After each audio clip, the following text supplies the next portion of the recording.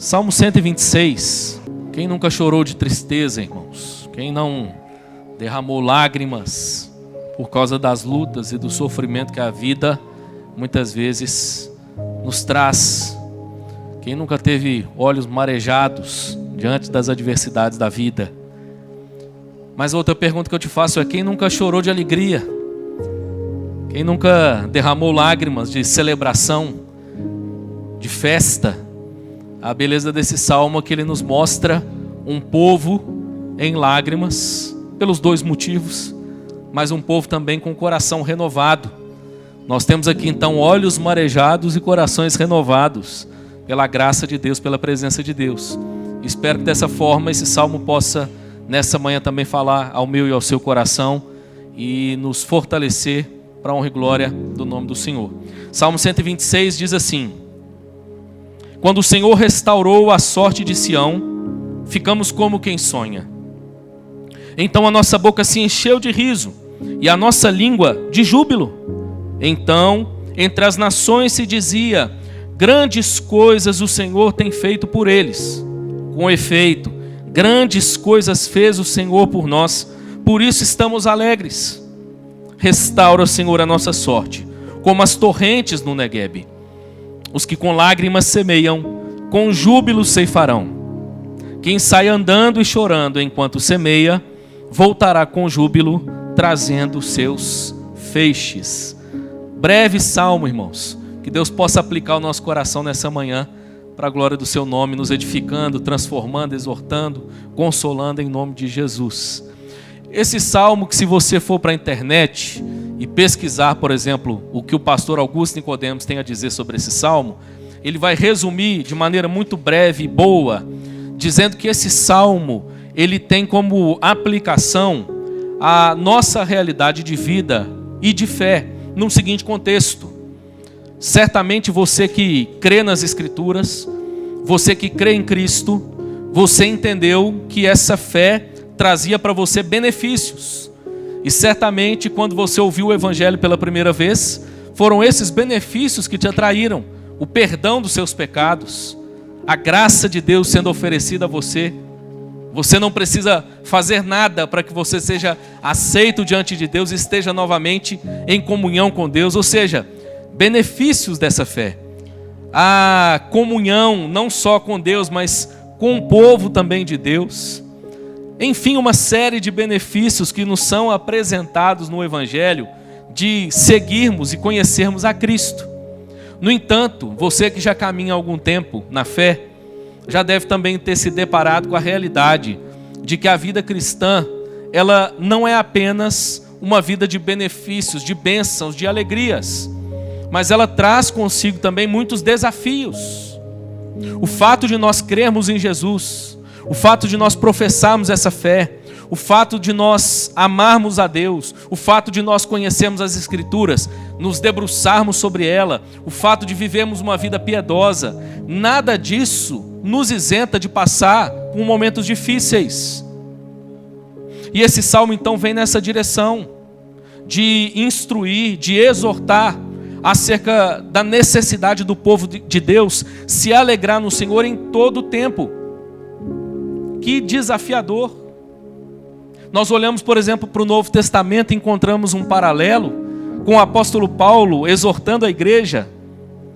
Ele, escrevendo aos Filipenses, exorta diversas vezes para que aquela igreja se alegrasse no Senhor.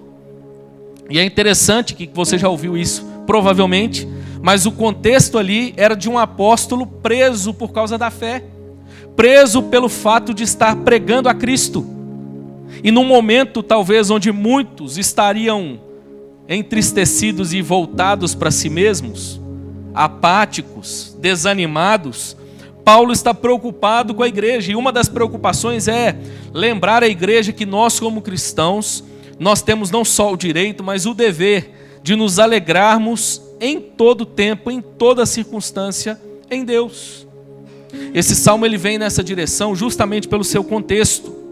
Além de perceber que ele é um cântico de romagem, como está aí no título da passagem, se você der uma olhada, cântico de romagem, você pode entender então qual é o seu contexto. Os cânticos de romagem, eles tinham essa característica de ser um cântico que expressava o sentimento do povo de Deus enquanto subia, às vezes até por caminhos árduos, para adorar a Deus em Jerusalém. Então eram cânticos preparatórios para a adoração. E eles expressavam o peregrino, como pregou aqui há certo tempo o nosso pastor, se dirigindo a Jerusalém, se dirigindo ao templo para adorar a Deus. Mas esse salmo em especial, ele tem um contexto muito peculiar. O contexto desse salmo é o seguinte: que o povo de Deus na história, o povo que foi chamado por Deus, que foi edificado por Deus, que foi plantado por Deus numa terra prometida, Deus conduziu o seu povo e o colocou em uma terra que ele havia prometido. Esse povo se esqueceu, abandonou o seu Deus. Esse povo deixou de lado a verdade, a palavra de Deus. E como resultado, a Bíblia diz que veio o juízo de Deus sobre eles. Esse juízo que já havia sido anunciado desde Deuteronômio. Mesmo antes deles entrarem na terra, o Senhor disse: olha, o dia em que vocês se esquecerem, o dia em que vocês me abandonarem, o dia que vocês abandonarem os meus mandamentos, a minha lei, a minha palavra, infelizmente, virá uma nação ímpia e subjugará vocês.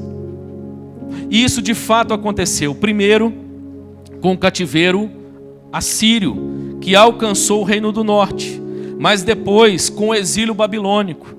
E dessa forma os persas imprimiram um sofrimento enorme ao povo de Deus. Mas o contexto desse salmo é o contexto do momento em que o povo de Deus começa a retornar para a terra da promessa. O povo pouco a pouco agora começa a ser retirado da escravidão do exílio, do sofrimento do exílio, e começa a ser trazido agora para a sua terra. No entanto, esse ainda é o primeiro momento em que eles estão chegando em Jerusalém. E estão vendo, por exemplo, que a cidade outrora tão poderosa, tão organizada, já não tinha mais aquela mesma glória. O templo que eles haviam construído, Salomão havia construído com toda a sua beleza, com toda a sua magnitude, agora estava em ruínas. O povo volta para a sua terra, mas percebe que o seu estado ainda não é aquele estado que eles haviam vivido no passado.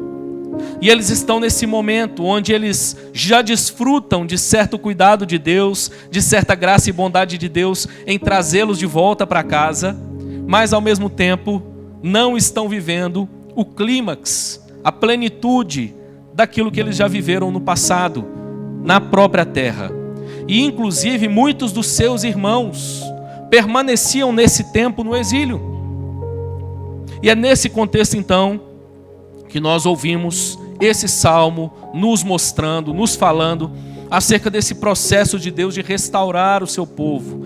E a restauração de Deus progressiva, ela acontece ao mesmo tempo em que Deus ensina o seu povo a se alegrar nele em todo o tempo. Esse salmo então vem nessa direção, de fortalecer os nossos corações, no sentido de nos mantermos alegres em Deus, mesmo quando tudo vai mal. Mesmo quando expectativas ainda não foram supridas, mesmo quando promessas ainda não foram concretizadas. Eu quero afirmar nessa manhã que eu e você, à luz das Escrituras, recebemos de Deus a graça de crermos e nos alegrarmos em Deus, mesmo nesses momentos. Não sei como anda o seu coração, como foi que você entrou aqui. Não sei se lágrimas escondidas têm sido derramadas na sua casa, no seu recôndito. Não sei se talvez os olhos estejam secos, mas justamente por um coração ressequido pela dor e pelo sofrimento. Eu quero te lembrar então que, à luz desse salmo, nós recebemos da parte de Deus graça para nos mantermos alegres, com a alegria correta, em Deus, em todos os momentos. A Bíblia nos afirma, inclusive, em outra passagem, que o choro pode durar uma noite, mas a alegria, ela vem ao amanhecer. É óbvio, irmãos, que isso não é literal. O texto não está dizendo que toda noite que você dormir chorando ou entristecido, você vai acordar no outro dia se alegrando, já de imediato, alcançando o objetivo que você havia traçado. Às vezes a noite de lágrimas pode se demorar um pouco mais. Às vezes a adversidade pode se prolongar. As dificuldades podem durar semanas, meses, por que não anos? Mas eu quero te dizer, meu irmão, que apesar disso tudo, nós recebemos graça da parte de Deus para nos alegrarmos nele em todo o tempo. É sobre isso que esse salmo nos fala. E é isso que esse salmo nos relembra e nos ensina. Nós então, ao olharmos para esse salmo, vamos ver aqui algumas verdades importantes que eu e você podemos e devemos nos lembrar, para que nós possamos restaurar então, não só a esperança em Deus, mas essa alegria contínua em Deus. Primeira coisa que nós vemos nesse salmo é que nós precisamos nos lembrar, irmãos, a todo tempo, daquilo que Deus já fez por nós. Eu e você, meu irmão, temos uma tendência a nos esquecermos das coisas.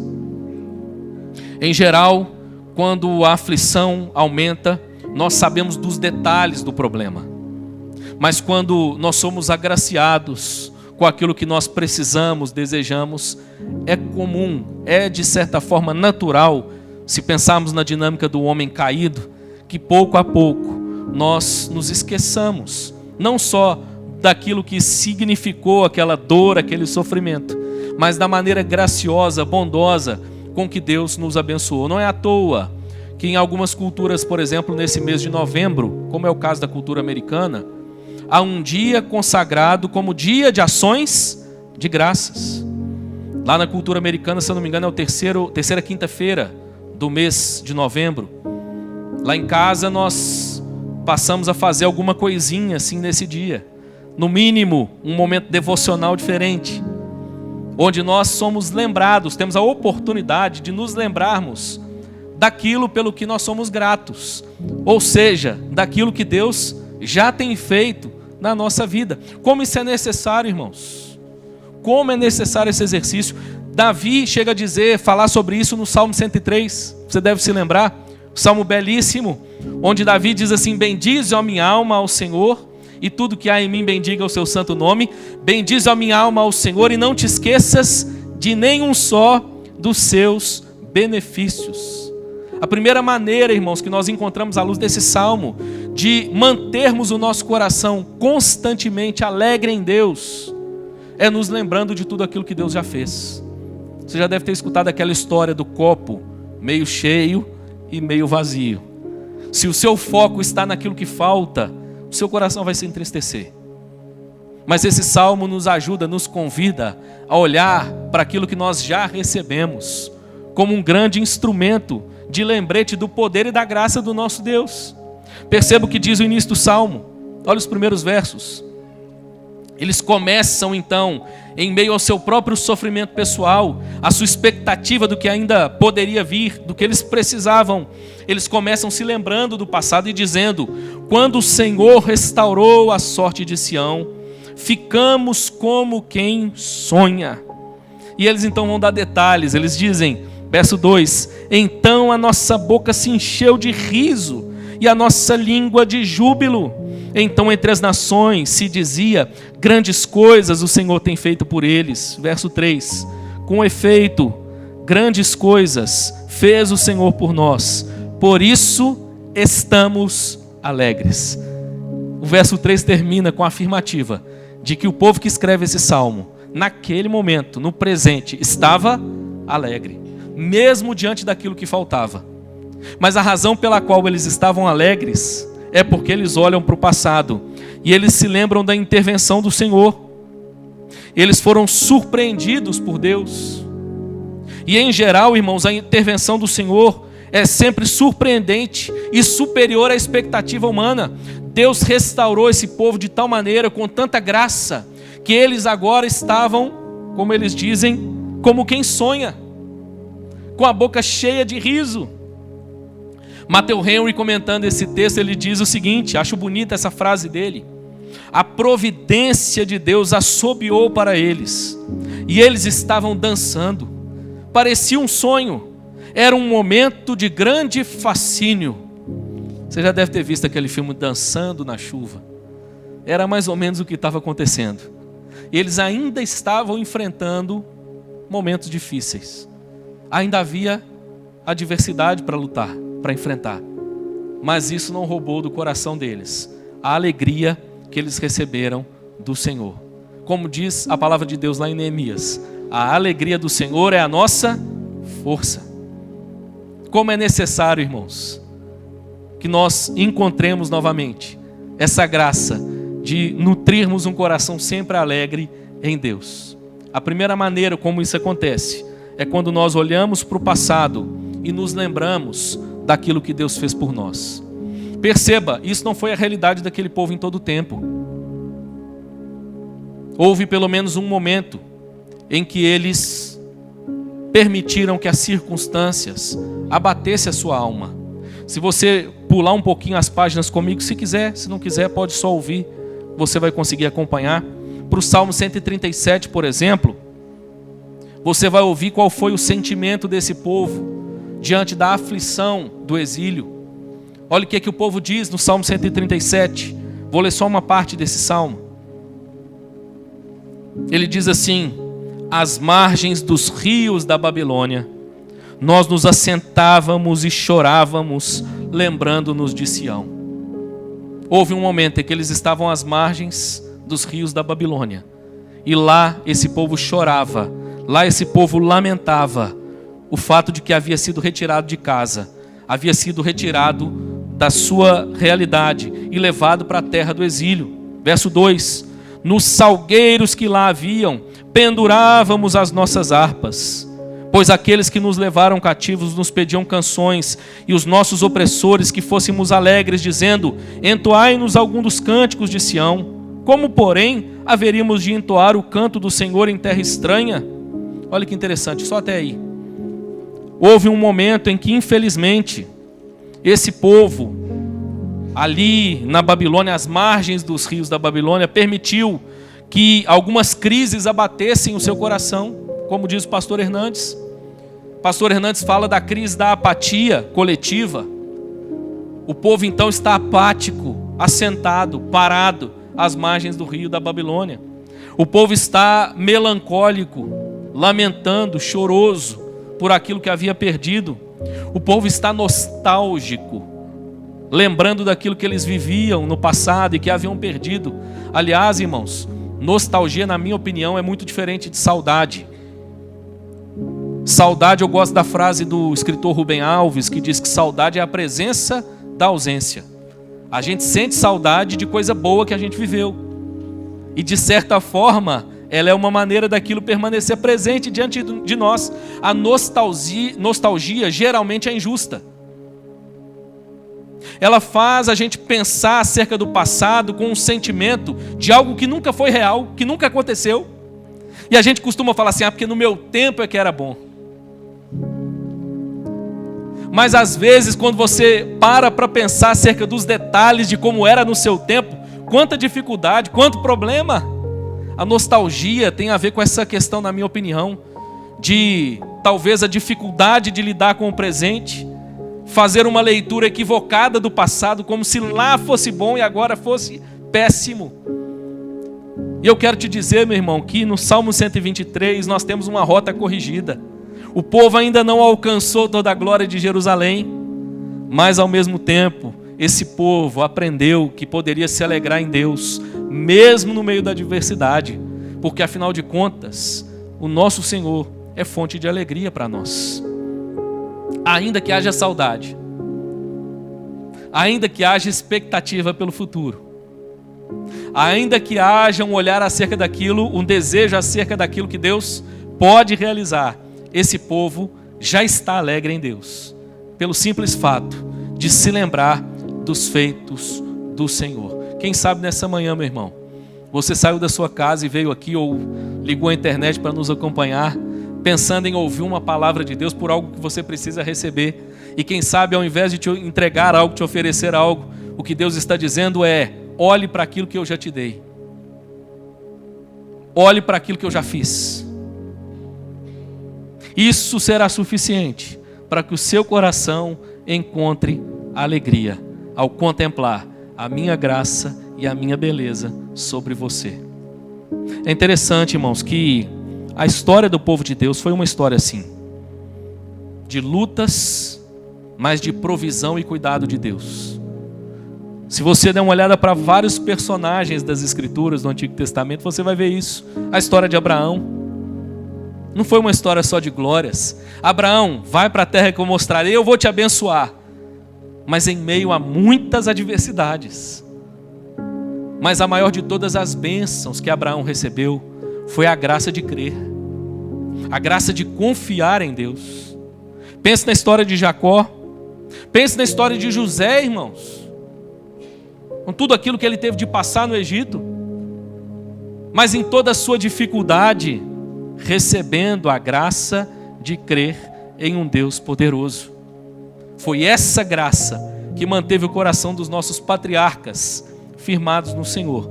E é essa mesma graça que pode, nessa manhã, fortalecer os nossos corações, para que nós também permaneçamos firmados no Senhor. Lembrei do hino 63, chamado de As Muitas Bênçãos. Você se lembra desse hino? Conhece o hino? Dá para riscar aí o gogó? Quem conhece, me ajudar? Vamos cantar um pedaço? Olha que bonito, irmãos. O hino diz assim: se da vida as vagas procelosas são, se com desalento julgas tudo vão, contas muitas bênçãos, dize-as de uma vez, e verás surpreso quanto Deus já fez. E o refrão: contas bênçãos, dize-as quantas são, recebidas da divina mão, vem dizê-las todas de uma vez, e verás surpreso quanto Deus já fez. Quantas bênçãos você pode contar nessa manhã? Eu me lembro de várias. O hino ainda continua, irmãos, é tão bonito. A vontade de cantar ele todo, mas num outro momento, quem sabe. Mas olha que letra bonita, irmãos. Desculpa, deixa eu saltar para a parte que eu queria. Tens acaso mágoas? Triste é o teu lidar? É a cruz pesada que tens de levar?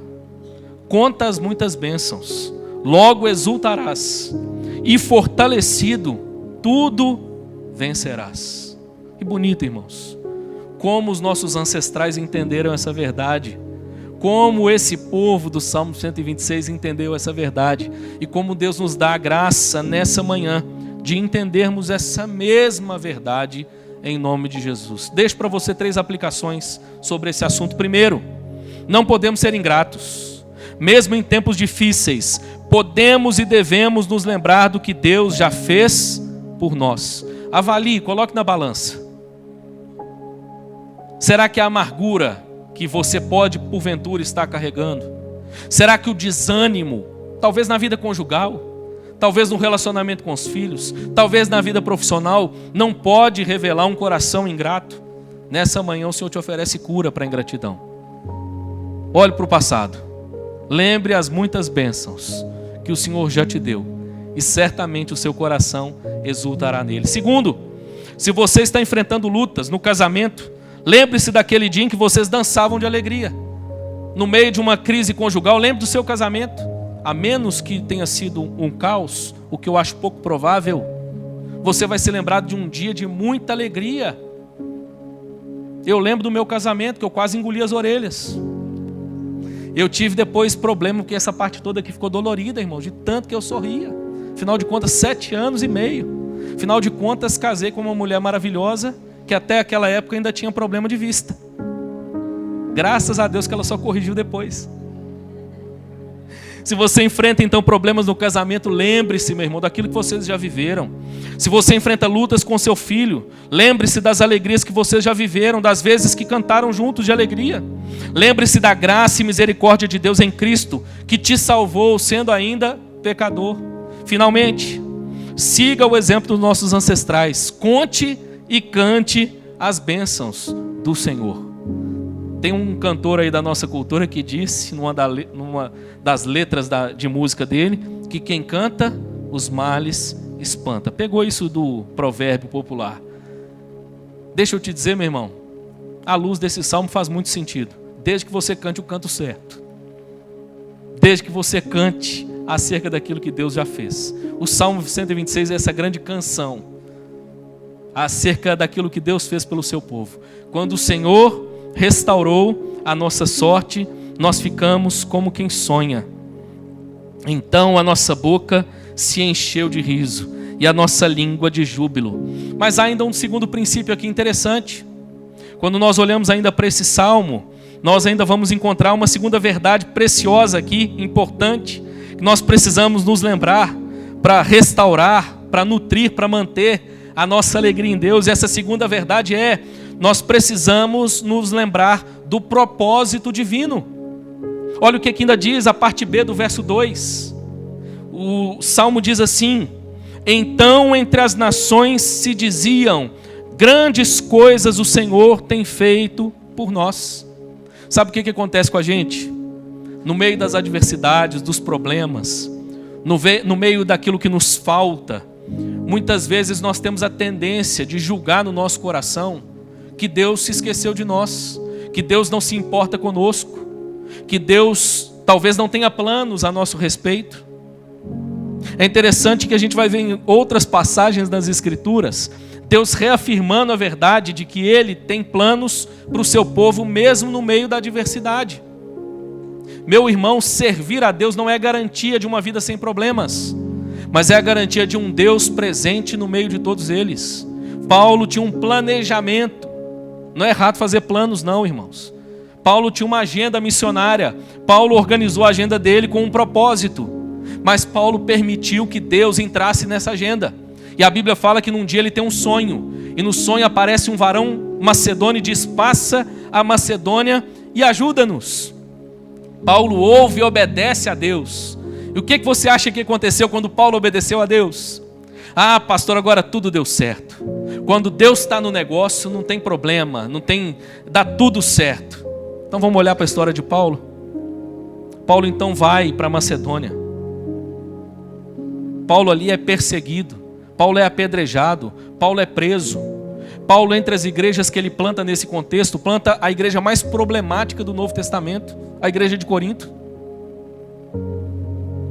Isso é um lembrete para nós, irmãos, de que em nenhum momento Deus garantiu que o fato de nós estarmos buscando viver no centro da sua vontade tornaria a nossa vida fácil, isenta de problemas. Mas sabe o que Ele nos garantiu?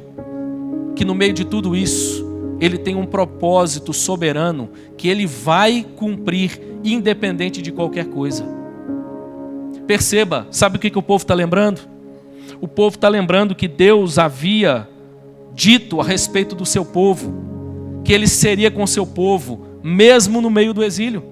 Deus abençoou o seu povo, inclusive no exílio. Jeremias 19, que eu já preguei aqui. Deus permitiu que o povo se casasse ali, tivesse filhos, plantasse vinhas, pomares, prosperasse, construísse casas. E Deus agora está trazendo o seu povo. E o que Deus está fazendo é tão poderoso que os ímpios, os gentios, estão impressionados. O que eles estão dizendo é: se tornou público e popular entre os gentios aquilo que Deus está fazendo na nossa vida. A restauração que Deus está operando foi notória diante dos olhos de todos, porque Deus tem um propósito para o seu povo. E sabe qual é o propósito? Gênesis capítulo 12. Deus chama Abraão, e o que ele diz a Abraão? Sai da tua terra, vai para o lugar que eu te mostrarei, e ali eu te abençoarei. E farei mais do que isso. Farei com que você seja uma bênção para as nações. Esse povo está se lembrando dessa verdade. Deus os havia chamado para ser luz, para ser uma bênção para as nações. E quando Deus começa a trazer o seu povo de volta, os gentios ao redor estão percebendo o que Deus está fazendo, estão reconhecendo a ação de Deus. Meu irmão, eu quero te dizer, quero te afirmar nessa manhã, que os sofrimentos que nós enfrentamos muitas vezes são instrumentos que Deus utiliza para a sua própria glória e para a realização do seu propósito. Eu sei que muitas vezes nós queremos evitar a dor, nós queremos evitar a dificuldade, nós queremos evitar os problemas, mas guarde isso, meu irmão, o nosso Deus tem plano inclusive neles. O nosso Deus tem um propósito a cumprir, inclusive no meio deles. Não sei se ele já pregou isso aqui, mas me lembro tanto de uma mensagem do nosso pastor lá em Belo Horizonte. O cântico certo do lado certo. Ele fala sobre o cântico que foi cantado por Miriam, depois que eles atravessaram o mar. Cantar depois da vitória, irmãos, é fácil. O desafiador é cantar no meio da adversidade. E é mais ou menos o que o povo está dizendo aqui. Eles já experimentaram parte da restauração, mas a restauração ainda não foi completa.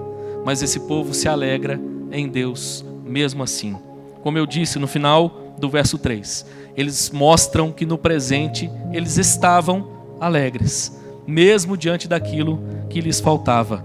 Meu irmão, guarde isso no coração. Deus te chamou com um propósito, e Ele vai cumprir esse propósito. Em meio a lutas, adversidades, a alegrias, a conquistas, em meio a tudo isso, Deus há de cumprir o seu propósito nas nossas vidas. E sabe qual é o propósito de Deus para as nossas vidas? Que o nome dele seja conhecido e glorificado aonde nós estivermos. Falei aqui na quinta-feira, uma pessoa me procurou depois e falou: pastor, nunca tinha pensado sobre isso. Citando João 17, eu fiz uma pergunta retórica, eu vou fazer de novo, você não precisa responder, apenas pense sobre isso. Qual foi a razão principal pela qual Cristo morreu? Provavelmente você vai pensar naquilo que eu pensei o dia que eu ouvi essa pergunta pela primeira vez. Provavelmente a sua resposta é: Cristo morreu pelos nossos pecados. E se eu te disser que essa não é a razão principal pela qual Cristo morreu? Essa razão é secundária. Sabe qual foi a razão principal pela qual Cristo morreu? Para glorificar o Pai, para que Ele fosse glorificado junto do Pai. Está lá em João 17. Jesus diz: chegou a hora, glorifica-me, para que o teu nome seja glorificado e eu seja glorificado no meio deles. A salvação dos perdidos é consequência do fato de que Cristo, a todo tempo, visou a glória de si mesmo, a glória do Pai, a glória de Deus. Assim eu e você, meus irmãos, somos convidados a viver para a glória de Deus. Viver para a glória de Deus é honrar o nome do Senhor mesmo no meio da dificuldade. É honrar o nome do Senhor mesmo quando de repente a gente não alcançou aquilo que a gente tanto desejava. Mas é permitir que o nome de Deus seja conhecido e glorificado mesmo nesses momentos. Essa é a história do Salmo 126. Essa é a maneira como esse povo está fazendo isso. É interessante que quando nós pensamos sobre a missão da igreja, a gente até entende isso um pouco melhor. E em geral, quando nós perguntamos: a igreja existe para quê? Em geral nós recebemos duas respostas. Alguns vão dizer: a igreja existe para fazer missões, para tornar o nome de Cristo conhecido. E alguns teólogos vão dizer: essa não é também a missão principal, ela é secundária. A missão principal pela qual a igreja existe é para adorar a Deus, para glorificar a Deus. Nós somos o povo chamado para adorar, mas é na medida em que nós adoramos a Deus que nós cumprimos com aquilo que Deus traçou como propósito para as nossas vidas, e dessa forma anunciamos o nome dele entre as nações. John Piper capta isso muito bem, irmãos, falando inclusive sobre qual a razão pela qual existem missões hoje.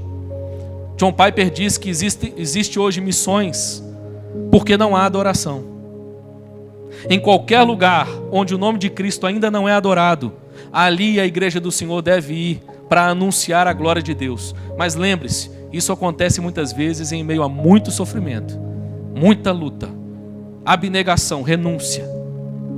Da mesma forma, meu irmão, eu e você, no nosso pequeno cosmos, na nossa pequena realidade, precisamos enxergar esse fato, de que viver com Cristo não é garantia de uma vida isenta de problemas, mas é a garantia de um Deus presente conosco no meio de todos eles, nos fortalecendo, nos dando a graça de sorrir, a graça de se alegrar, mesmo em meio a toda dificuldade. Quero aplicar essa passagem, já estou caminhando para o fim, da seguinte maneira: o propósito de Deus em todas as coisas é revelar a sua glória. Devemos, portanto, enxergar nossas vidas como uma grande oportunidade para revelar a glória de Deus. E isso não se dará apenas nos momentos de alegria, mas na restauração pós-tribulação também. É o que está acontecendo aqui. O povo está vivendo esse momento de restauração. E agora o que eles estão fazendo? Anunciando o feito de Deus. Dizendo: há um Deus que restaura. Há um Deus que nos restaurou parcialmente. E nós celebramos esse fato. Ao mesmo tempo, irmãos, e aqui nós caminhamos para o fim, nós encontramos uma terceira verdade que nós precisamos nos lembrar para nutrirmos, para mantermos o nosso coração alegre em todo o tempo.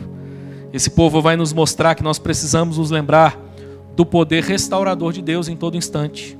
Aqui eles agora estão olhando para o futuro. No final do Salmo, eles não apenas celebram o que Deus já fez, eles não apenas reconhecem no presente que há um propósito divino e esse propósito está se cumprindo, mesmo utilizando meios que eles não escolheriam, passar por um exílio, por sofrimento, por dor, mas o nosso Deus é o Deus que faz com que todas as coisas cooperem para o bem daqueles que o amam, como ensinou o apóstolo Paulo lá em Romanos 8, não apenas coisas boas, mas também coisas ruins. Como esse povo olha para o futuro com esperança, com expectativa. Perceba a maneira como o Salmo vai terminar. Leia comigo agora mais uma vez para encerrarmos o verso 4 a 6. De uma perspectiva passada, quando o Senhor restaurou a nossa sorte, caminhando para uma perspectiva presente, por isso estamos alegres. O povo agora passa por uma expectativa futura e diz assim no verso 4 a 6: restaura, Senhor, a nossa sorte, como as torrentes no Neguebe. Os que com lágrimas semeiam, com júbilo ceifarão. Quem sai andando e chorando, enquanto semeia, voltará com júbilo, trazendo os seus feixes. O povo agora nos ensina, irmãos, que nós precisamos nos lembrar do poder restaurador de Deus no meio da adversidade. Dessa forma, mesmo quando as coisas não estão no lugar em que nós gostaríamos que estivesse, o nosso coração permanece alegre, na expectativa, na esperança daquilo que o nosso Deus ainda pode e vai fazer em nome de Jesus. Esse povo tinha uma promessa. A promessa era de que Deus restauraria plenamente o seu povo à terra da promessa. Isso ainda não havia acontecido. Eles estão agora celebrando o fato de que eles chegaram, mas eles estão se lembrando do restante dos exilados que ainda não vieram. E diante dessa realidade, eles estão percebendo: olha, isso nos traz tristeza. Tristeza também faz parte da jornada do cristão. A alegria que nós experimentamos em Deus, ela não anula a possibilidade de que você passe por momentos tristes. A diferença, irmãos, é que a tristeza é esse sentimento passageiro na vida do cristão, enquanto a alegria é um estado daquele que está em Cristo, contínuo diante de Deus. É estranho, irmãos, mas diante da dor e do sofrimento, o cristão é aquele que se alegra entristecido, ou se entristece com alegria. Perceba, vai no velório de crente, vai no velório de alguém que viveu fielmente diante de Deus, que honrou o seu Senhor. Perceba a diferença. Há choro, porque afinal de contas alguém amado partiu. Mas esse choro, como diz, hoje eu estou citando ele muito, não é saudade, irmãos. Como diz o nosso pastor, é uma tristeza sossegada. Há choro, mas esse choro é contido. Esse choro é permeado, é misturado com alegria. O fato de saber que aquele que morreu com o Senhor está muito melhor do que nós. Está na presença do Eterno. Já venceu a realidade caída de um mundo de dor e sofrimento. Perceba, meu irmão, essa é a realidade do cristão e é essa realidade que está sendo aqui expressa por esses irmãos. Pastor Hernandes, comentando esse bloco aqui, esse verso, ele vai dizer o seguinte: a fé de ontem, que nos trouxe a alegria de sonhar novamente, não substitui a necessidade de crer e confiar em Deus novamente hoje. Antigas bênçãos não são suficientes para a vida hoje. Assim como antigas mágoas não devem estragar o presente. Assim como a gente não traz as mágoas do passado e permite que elas estraguem o presente, nós podemos nos lembrar do que Deus já fez e nos alegrarmos nos feitos de Deus, mas isso não anula a necessidade de crer e confiar e esperar hoje aquilo que Deus pode, deve e vai fazer. em nome de Jesus. É isso que o Salmo termina nos mostrando. A sequidão de hoje, irmãos, o Salmo está mostrando para nós. Ela não pode ser motivo de desânimo, mas ela precisa ser motivo ou combustível para a oração. Perceba que eles usam uma figura aqui maravilhosa. Verso 4, a parte B. Como as torrentes no Neguebe. O Neguebe, irmãos, era o deserto mais árido daquela região. Durante 11 meses, o Neguebe ficava seco, completamente seco. Mas durante um mês específico do ano, quando as águas das chuvas começavam a alcançar o Neguebe, chovia nas montanhas e elas canalizavam essa água para o Neguebe, acontecia algo maravilhoso. Os wadi do Neguebe começavam a ser invadidos por essa água. E o que acontecia? Os rios novamente começavam a brotar, a surgir no meio do deserto. E junto com eles, trazendo vida, trazendo transformação. Deixa eu te contar um segredo. Você consegue ver isso até hoje. Se você for na sua casa depois e jogar no Google, coloque lá para você assistir. Você vai ver essa cena filmada nos nossos dias. O grande deserto do Neguebe sendo invadido pelas águas das chuvas. E de repente no meio do deserto vem um rio varrendo a terra, trazendo vida, trazendo esperança, trazendo alegria para aquele lugar ressequido. É bonito isso, irmãos. A sequidão de hoje não pode ser motivo para desânimo, mas combustível para a oração. Em meio àquilo que nos falta, irmãos, que nós sejamos levados para o lugar certo. E o lugar certo é a presença de Deus. O lugar certo é o lugar onde nós buscamos intensamente a graça do nosso Deus. O lugar certo é o lugar onde nós cremos e confiamos e descansamos no fato de que nós servimos a um Deus. Isso não é jargão pentecostal por aí não, irmãos. É uma verdade das Escrituras. Seguimos a um Deus de promessas. E como diz a palavra de Deus, nenhuma das suas promessas falhou, irmãos. E não falhará. No meio da adversidade, precisamos nutrir um coração que espera aquilo que o nosso Deus pode e vai fazer para a glória do seu nome. Aqui há uma promessa clara. Deus prometeu que restauraria plenamente o seu povo àquela terra. Isso ainda não havia acontecido. O povo clama pela restauração, mas eles clamam com fé, declarando aquilo que eles acreditavam, aquilo que eles criam. Os que com lágrimas semeiam, possivelmente voltarão com júbilo. Não é isso que eles colocam, irmãos. Eles expressam a fé e confiança plena em Deus. Os que com lágrimas semeiam, com júbilo ceifarão. Quem sai andando e chorando enquanto semeia, voltará com júbilo, trazendo os seus feixes. Me lembro, irmãos, que há um tempo atrás eu li uma poesia de um poeta libanês chamado Khalil Gibran. Não sei se você já ouviu falar sobre ele. E achei muito bonita. E que entendo que ela vem nesse contexto aqui para brilhantar antes de nós concluirmos. Ele disse certa vez o seguinte: dizem que antes de um rio entrar no mar, ele treme de medo. Olha para trás, para toda a jornada que percorreu, para os cumes, as montanhas, para o longo caminho sinuoso que trilhou através de florestas e povoados, e vê à sua frente um oceano tão vasto, que entrar nele nada mais é do que desaparecer para sempre. Mas não há outra maneira. O rio não pode voltar. Ninguém pode voltar. Voltar é impossível na existência. O rio precisa aceitar sua natureza e entrar no oceano. Somente ao entrar no oceano, o medo irá se diluir. Porque apenas então o rio saberá que não se trata de desaparecer no oceano, mas de se tornar o próprio oceano. Bonito, irmãos, para exemplificar a esperança desse povo. Eles já experimentaram parte do cumprimento da promessa, mas eles estão olhando para frente, reconhecendo que a adversidade presente era grande, mas reconhecendo que Deus havia prometido que restauraria o seu povo. E eles então creem e confiam nessa promessa. E dessa forma, nutrem um coração continuamente grato, continuamente alegre diante de Deus. Eu concluo trazendo para você, então, de maneira breve e resumida, para finalizar, 3 razões por que podemos e devemos renovar nossa esperança e expectativa em Deus. Primeiro, porque glorifica a Deus. Deus é glorificado quando nós renovamos a nossa esperança nele. Quem sabe, ao longo dos dias e das adversidades, o coração vacilou. O desânimo começou a te alcançar.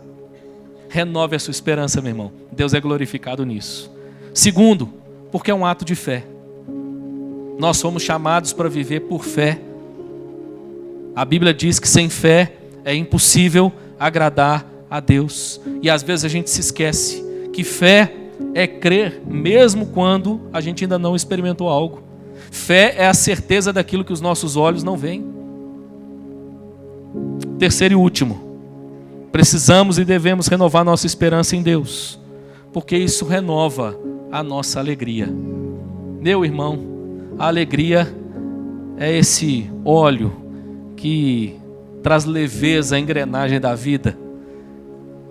E dessa forma, irmãos, quando nós renovamos a nossa esperança, a nossa expectativa em Deus, nós renovamos também a nossa alegria. Como é necessário que eu e você, como cristãos, como servos de Deus hoje, vivamos e manifestemos essa alegria onde nós estivermos. É desejo de Deus para nós. Está disponível para mim e para você.